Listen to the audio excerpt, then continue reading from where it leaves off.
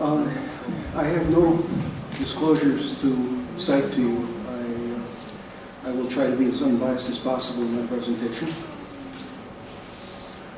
I call flow and cycling frequency the dynamic duo of ventilator-induced lung injury because they define intensity.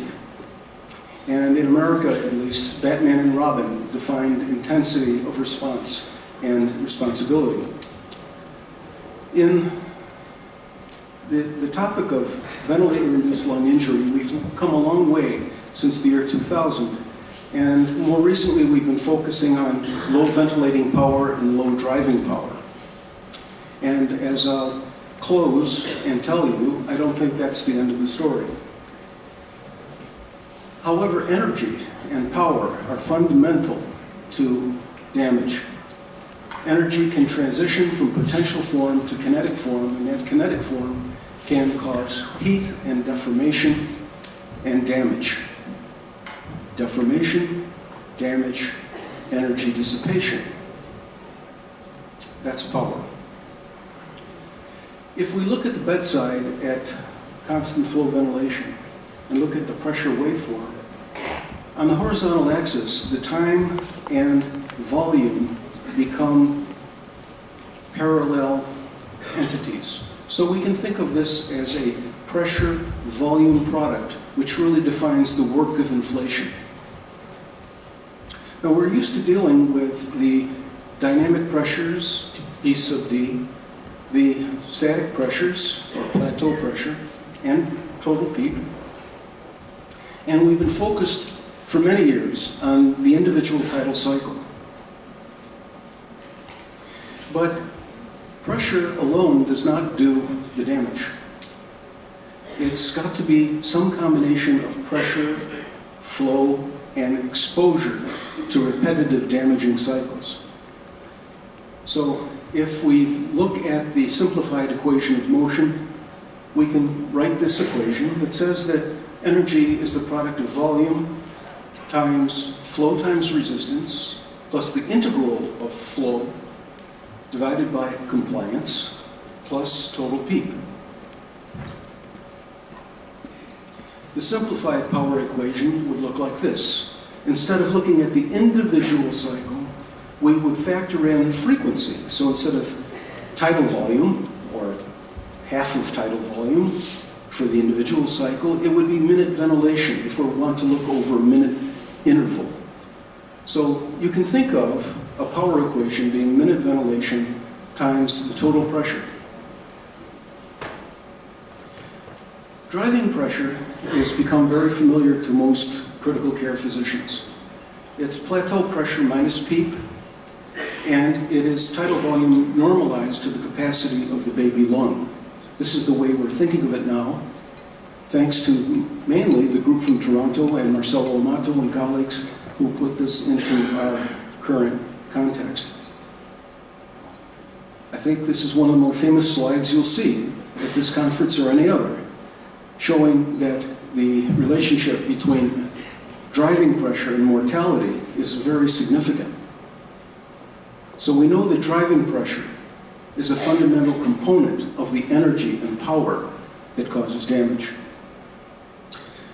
If we look at the driving pressure component of the simplified energy equation, the integral of flow divided by compliance, this is the driving pressure component, tidal volume divided by compliance. And if we plot it out at two different driving pressures, we'll see an area that defines a dynamic block of work. We'll see a second driving pressure which is larger, causing even a larger block of work, in fact more than twice what the original driving pressure was. So doubling the tidal volume more than doubles the work per cycle. I know I'm going fast here for some of you, but it's very important that we get those basics down. Driving pressure, plateau pressure minus peak, is a movable feast in the sense that it can go from a low value, operating from a low end expiratory pressure, to a high value. And The driving pressure, once it exceeds a certain critical threshold, will become seriously damaging. At least this is our current concept. So the potential for driving pressure injury likely depends upon the pressure baseline, tissue heterogeneity, for reasons I'll come to, and strain threshold for damage. In normal lungs, it's very clear that you do not damage them, normal lungs, until you exceed a certain pressure. In this case, 27 centimeters of water pressure.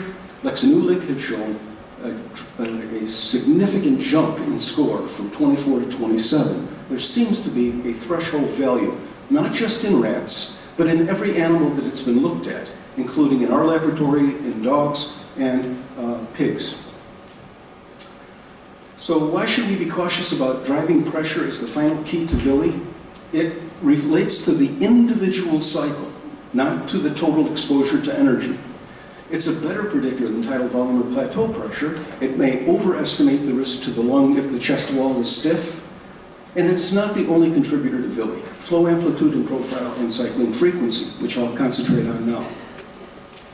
Let's look at flow. When we think of resistance, normally, we think about airways, large airways, small airways, the endotracheal tube.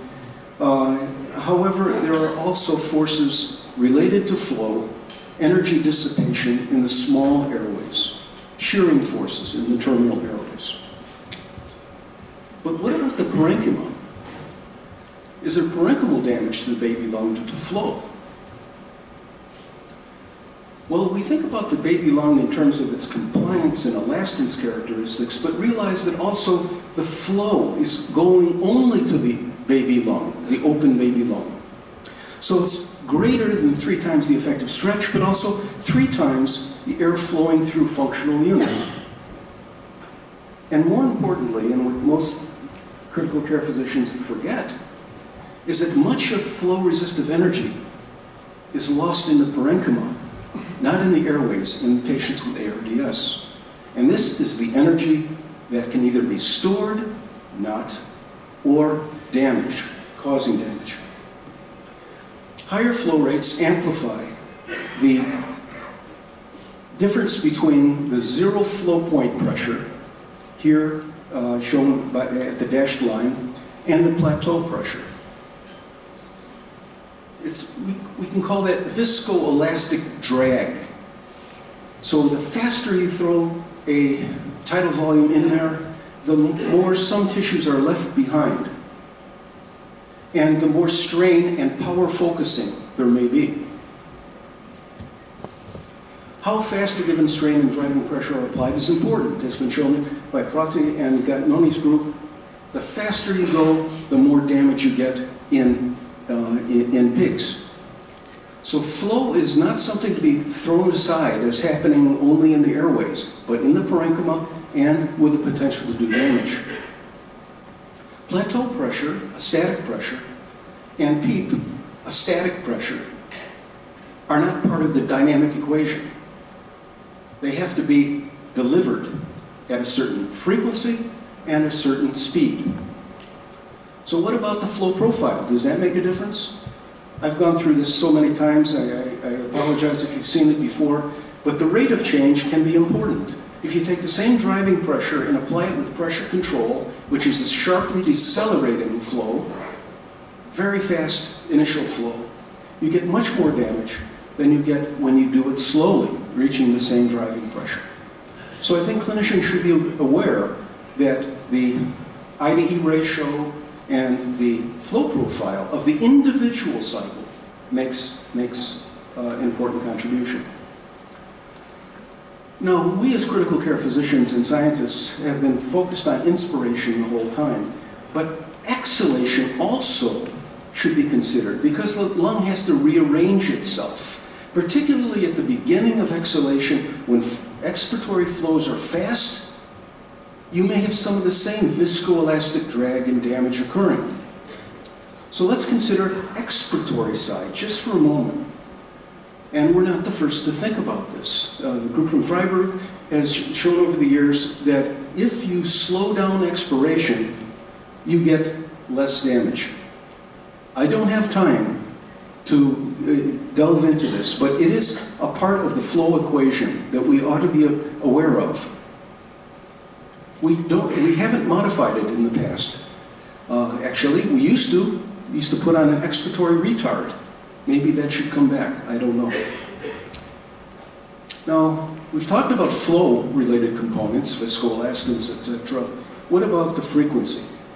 And this is Batman and Robin, another photograph. And when we think about power delivery, the intensity, it's now time to consider how many cycles of the same type we're applying per unit time. Minute ventilation is frequency times tidal volume. We know all that. So, if, in a sense, the cycling frequency helps to determine the intensity of the energy loading. In our laboratory years ago, we showed that for exactly the same airway and vascular pressures, just reducing the number of cycles protected the lung. The number of cycles per unit time. Totally independent of driving pressure, mean airway pressure, mean vascular pressure, etc. Identical driving pressures, but very different damage depending on the minute ventilation.